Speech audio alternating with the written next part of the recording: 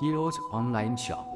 আমরা আজকে আমাদের গামছার রং টেস্ট করব।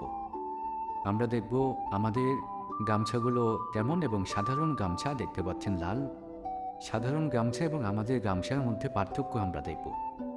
দেখুন, আমরা দুটো গামছাকে দুই বালতির মধ্যে চুবিয়ে রাখছি এবং আমরা ঘষছি। আমরা কোনো রকমের কোনো রং আমাদের হাতে লেগে নেই, কোনো রং, এক ফোঁটা রং আমরা দেখতে পাচ্ছি না যে এখানে কোনো রং উঠছে। বালতির কালার পর্যন্ত পরিবর্তন হয় নাই। এবং আমরা সাধারণ একটি গামছা যেটি অলরেডি বালতির কালার দেখেন অলরেডি ঘোলা হয়ে গিয়েছে, লাল হয়ে গিয়েছে, ময়লা জমে গেছে। আপনারা খুব ভালোভাবেই বুঝতে পারছেন যে অলরেডি বালতির মধ্যে কালারটা ডিসকালার হয়ে গেছে।